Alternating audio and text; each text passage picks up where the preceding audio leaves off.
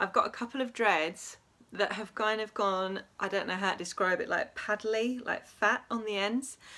And today I am going to attempt to thin them out, and I thought I would film it and hopefully it all goes right. Otherwise maybe this video will never make it to YouTube, we'll see. I've got two of these, but I'm only going to do one today. These are both dreads that each one is made out of 2 dreadlocks. So when I had been like living with my hair for about a year or maybe a year and a half, I decided to combine them into 2 because there was 4 up here on the top of my head and they were very straggly and taking forever to mature. This one doesn't particularly bother me, that one, but this one does, because I don't know if you can see it. It's more one that's more easier to feel than to see, but can you see how much thicker it is at the end than it is at the top? And you can see here distinctly where it's kind of 2 dreads that are laying next to each other, because obviously that's what it was originally. So my plan is to use my, where's it gone? My crochet, oh this is a mirror here if that looks weird. Use my crochet hook, unpick some of this hair, trim some off, I've got some scissors, and then weave the loose ends back in. To be honest, I didn't bother doing any research online to find out if this is a good idea. I presume that it's going to be all right. I think that what will happen is I'll end up with a dread that's maybe a bit softer than the others and will need a little bit of extra looking after for the next couple of months. So obviously, and it's right near my face, so I'll keep an eye on it. Because of where it is on my head, because it's near my face, because it's swingy and heavy at the bottom, it swings around, it swings in my face, and I find it quite annoying. This one on the other side of my face doesn't really bother me that much, and it's also not quite as severe, it's not quite as big at the bottom. So I think if this one goes well, I might do the same to this. All of my other dreads don't do this. They all go tapered off at the ends. I think the reason why these ones did this was because I started my dreads at the bottom and worked my way up my head. So by the time I got to the top of my head, I'd been making dreads for weeks. Like I used to put 1 or 2 in every Monday, so it took me a while to actually get a full head of dreadlocks. And by the time I got to the top of my head, because I used a backcombing method, I was in my mind really giving it some welly and like really backcombing them in there. And I think what I've done is actually over backcomb them, so kind of they're bunched up at the ends, because you can see my actual natural regrowth here is about 2/3 the size, maybe even half the size. It's much smaller, noticeably, like it feels heavy and dangly at the end.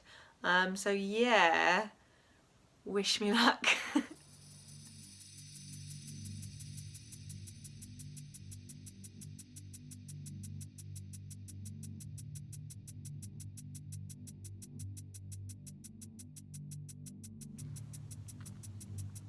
You can see here where I'm doing this that I'm just working on one side, so it's kind of split back into 2 dreads, and I'm just taking all the extra hair out of one side, because then I figure it will still have some integrity on this side where it's just left alone, and I can bond all the extra fluffy hair, like weave it into that one.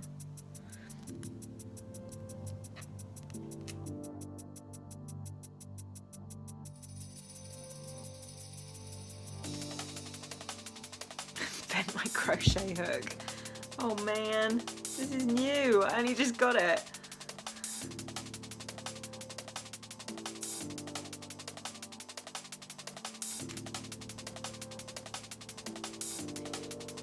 I don't know if you can see, but there's actually some like fluff and stuff in the dreadlock.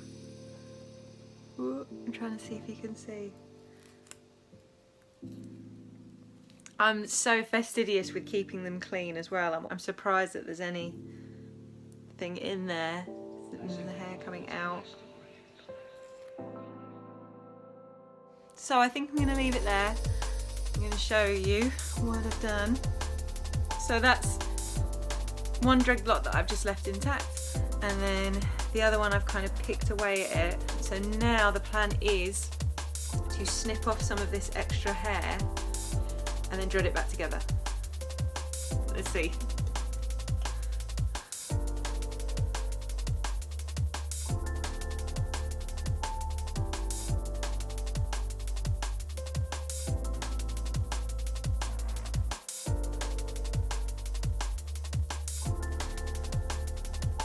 So the gap's starting to close. What I'm doing is using my crochet hook to go in the dread, pull the hair out through to the other side, and then go up and down doing that, and then I'm going to flip the whole dread over and go backwards and forwards the other way. So it's kind of weaving the two things together.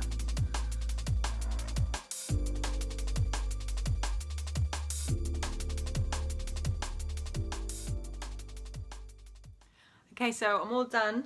I'll show you. It's a lot evener, a lot more even. The top of my head here is still smaller. I did err on the side of caution a little bit when I was doing this, because I'm not quite sure what's going to happen if any, there's like little hairs or anything's going to break and it might shed or some might come out. I think as I was doing it, I realised that if you had a dreadlock that was just one dreadlock that had gone big at the end through over backcombing, I don't know if this method would work, because I feel that the structure of this dreadlock relies on the fact that it's got one dreadlock essentially in there that's intact, and then I've attached the other bits to it. I think if you just had one and you started unpicking it, it would all just fall apart because you'd be getting rid of all the zigzaggy parts of the dread and it wouldn't have any structure anymore. I removed this much. Ugh, I think that's all of it, which it doesn't look like much, but it does feel lighter already, and it doesn't because it doesn't have the weight all on the bottom. It's not like banging around. The one before used to like bang on my glasses. So yeah, I feel better about it. Texture wise, it's kind of turned back into a baby dreadlock, so I don't know, like obviously this one's more mature and this is the new one. You can see it's a bit fluffier. It feels a bit springier, it just generally feels a bit newer. So I'm gonna just keep an extra eye on it for the next couple of months and just see what it does. It's also made me realise that I'm definitely not gonna bother doing it to this one, which as you can see is the same. It kind of goes big and paddly at the end. I can't be asked. I don't think I'm going to do it because it's not as severe. Where it is on my head, it doesn't really matter so much. And just in case it does turn out that in, you know, a year's time I've caused some massive structural deficiency in this dread, yeah, then I don't want to just start doing it to my hair. I think there is kind of a point with dreads where you can get too into making them perfect and you've got to just kind of leave them to do their own thing. I found that mine overall have just been much better and nicer and easier to manage, having just kind of left them alone and let them do their thing. So if it was fun following along with this, everyone cross your fingers for me that my dread doesn't fall off in the middle of the night. And yeah, if it does, I'll make another video about it.